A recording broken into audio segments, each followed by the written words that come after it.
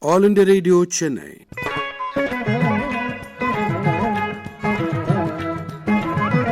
Tonight in our weekly program of English titled The Spirit of Enterprise, we bring you an interesting discussion with Srimati Rama Venugopal, Management Systems Consultant. In conversation with her in this concluding part is Shri Gollapudi Srinivasamurthy.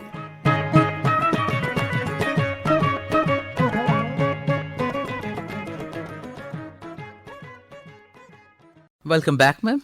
Last week you had explained very beautifully about the startup life cycle, the ecosystem, and you touched upon very generically on various points like which sectors, sunrise sectors, and how a new person who is really getting into this paradigm of startup ecosystem could actually start thinking and really start building on it. So this week I would like to actually request you to let's focus upon the governance side of startups. So what are the governance practices that are there? Things like the disclosures and things like auditing and things like checkpoints that people have in various places, the government has put in various places. So if you can kindly tell us about the governance to our listeners, please. Thank you for the opportunity once again. A pleasure to be back here.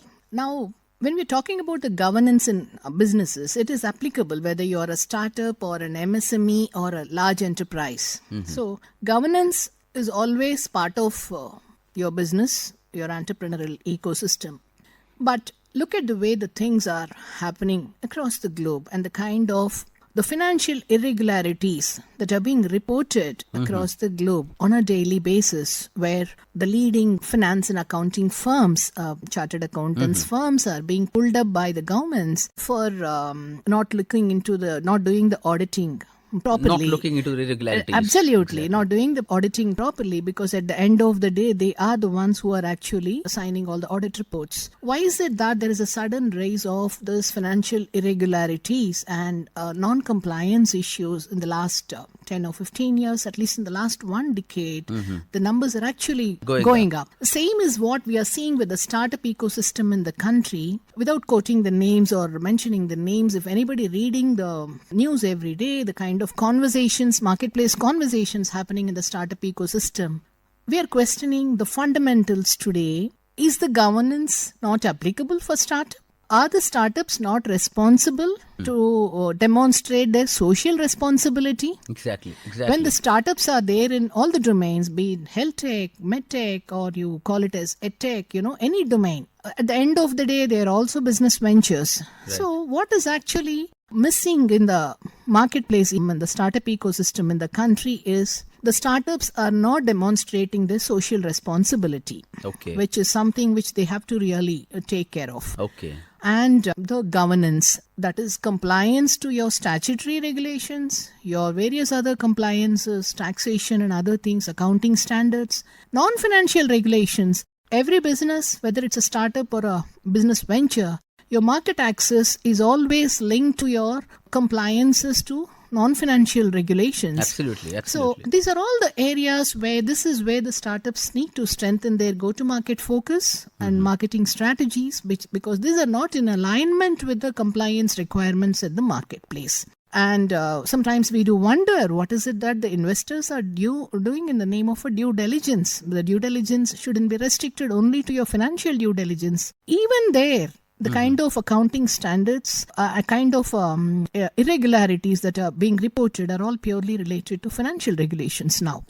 So if you really call for a voluntary disclosure, let us say we have about 1 lakh startups in the country, just a voluntary disclosure, let all the startups demonstrate their ESG quotient. ESG is the global mantra now. Correct. The environmental responsibility, social responsibility and governance of every startup venture in the country. At least there has to be a voluntary disclosure mechanism to help us understand where the correction is required. But is there enough education that's been given to the entrepreneurs on the governance guidelines, or is that being actually consciously overstepped? Is that what you think, or is there enough promulgation that's been done on the guidelines?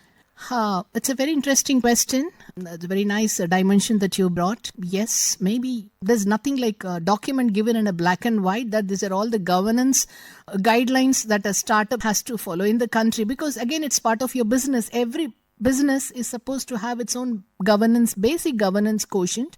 Certain things are defined in the statutory requirements. Certain things are, undefined code of conduct issues, basically. Okay. But is there something like a document, at least, essential governance requirements? Maybe yes.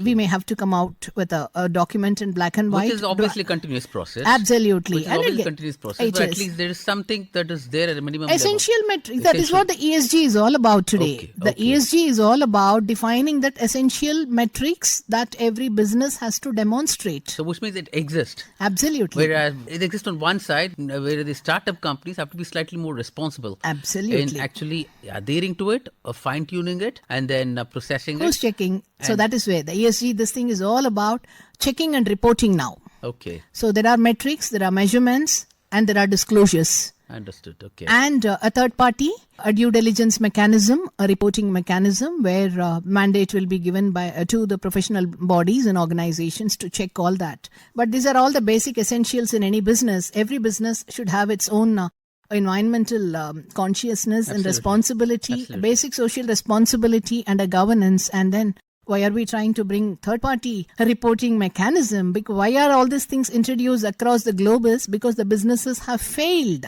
in their responsibility to demonstrate all this. Understood. That is how it is now brought back, roped in back as a business requirement. Okay. So most importantly for the listeners, where it is also important to understand how it is entered, how you get an idea, how you really see the idea, and then take the idea forward, get investors, move forward, progress, grow. It is also important for people to understand the environment and social and governance responsibility around them. And yes, understood, ma'am. What about the kind of entry-exit criteria that we have? There's a lot of fear, ma'am, at least the people that I've spoken to before, that the number of percentage of failures of startup even before they take off, right, they actually melt. And a lot of them take off and they melt after that. So different stages. So they actually see only about 5 to 10% of the startups see the light at the end of the tunnel. So that's why people really don't step in. Because if they enter, then the exit has become very difficult for them. But then they exit with honor and also with the kind of, without actually burning their hands. So that's another big question there. So that fear is there today in the minds of youngsters. So how are the entry and exit criteria defined? See, for entry criteria for a startup in the country, ideally speaking, is there's an identity that is being established that you are a startup. So how is the identity established? That you are recognized by DPIIT. Okay. That is a recognition scheme which is introduced in the country about in 2015 or 2016 by Government of India to create a distinct identity for a startup. So your entry starts with that. Okay. So you have an idea. Yes, you have understood a problem. You have an idea. You have your MVP. Okay. Then you need to go and register yourself with a Startup India. It is like an MSME seeking a registration with MSME. Mm-hmm. So similarly, Startup India also has got an identity. Which you explained last episode that both are almost same. Absolutely. Same. Typically, it's a different identity by itself, but so the process is the same. So you have, that is your entry criteria. And then most of the startups today in the country, they're all incubated in various incubation centers. We have about hundreds, let us say close to about 500, 600 incubation centers we have in the country. These are technology business incubators which are inside the technical institutions and academic settings. And there are also business incubators outside in the industrial corridors and MSME cells and all that. So where the proof of concepts are actually executed and these metrics are based These on are the entry because once you have all these things, so you're incubated, your business ideas are nurtured. Incubation centers create a vibrant and excellent ecosystem of meeting all your needs. Getting the investors, ensuring that your ideas are validated, your technology is validated, complete hand-holding. It is nurturing, hand-holding, support assistance. So that is your entry criteria. This is how you actually get into the system before you actually go to the market. And then, yes, you're there, you're completing your life cycle as we're talking about the failures, it's a global benchmark. 90% of the startups fail somewhere during the life cycle. It can be at any point. There are some statistics, there are some numbers available. They say 9 out of the 10 startups fail globally. 38% of the startups fail because they don't have the cash. 35% of the startups are failing because there is no market need for their product. By year 5 in your life cycle, 50% of the startups still are failing. 81% of the startup owners are okay getting into the debt for their businesses. Some numbers I'm just sharing. Yes. 60% of the startups are failing between the pre-seed and Series A funding stages. These are the various levels of funding. So approximately 35% of the startups, Series A startups, are failing before they reach the next level of funding, Series B. Okay. Roughly, they are saying 80% of the tech and e-commerce startups are failing. So these are all the interesting numbers. Okay. So why are they failing is due to all these reasons, and the factors are multiple. Okay. So what happens is when they fail, the investors are also going to lose their money, because investors are funded, they're going to lose their money. But the failed ventures, as how you have entered through a formal mode, your exit also has to be formal. There are compliances to shut down your business, to close your business, to get into, ensure that, it's a seamless process and a painful process. But an entrepreneur never dies or never stops dreaming. It's for him, is the venture A failed, it doesn't mean that he shouldn't move on to a venture B. It's idea A has failed, or he can always go for an idea B. Easy entry and easy exit process. See, that is what and a re-entry process as well. Absolutely. That's all it is. So ideally, they need to ensure that, because again, as promoters, as business owners, ensuring that all loose ends are closed properly. That is very, very critical and important. Okay. So that exit closure also has to be done. See, by the definition, when we are saying we have 1 lakh startups in the country and 90%, generally global benchmarks, 80-90% failing. So we should see so many shutdowns in the country. But the data, the numbers that we are seeing is some 2,000 startups have shut down kind of for this thing, which means that the closures are not happening properly. Maybe that is formally done. Absolutely. We should help them. This is where your technology business incubators, our compliances system also should help them to give that exit smoothly. And they should be, while they enter, they need to really understand via the incubator guidelines and some of the experts as to how the exit also happens. Yeah, incubators actually offer a lot of support. They are also roping in all the kind of support systems, experts in the domain, and these things are happening. Okay, fantastic. One last question, ma'am. And if you can just give one-line definition of that, which a lot of people have asked me, and there's a lot of talk about it. When do I become a unicorn? Right? I've started off, when do I become a unicorn? Right? I know it's very fancy, but people really were interested to know what's the difference between a startup and a unicorn. Just a one-line definition. Yeah, this is a terminology that is used in the investor circles, not in the common man does understand. So the unicorn, basically they say something called a valuation of a startup.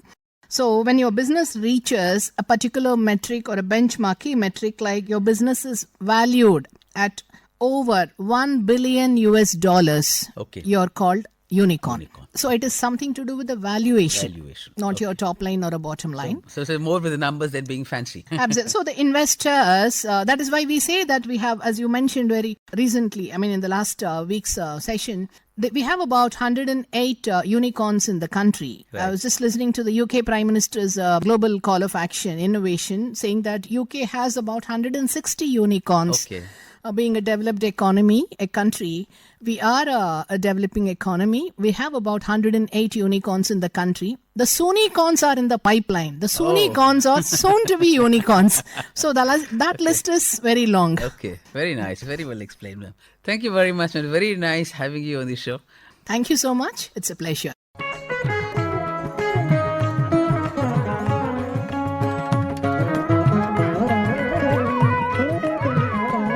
You just listened to the concluding part of an interview titled The Spirit of Enterprise, in which we featured a discussion with Srimati Rama Venugopal, Management Systems Consultant.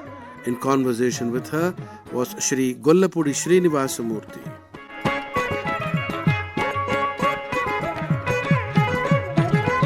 With that, we come to the end of this edition of Weekly Program in English, and this broadcast came to you from the Chennai studios of All India Radio.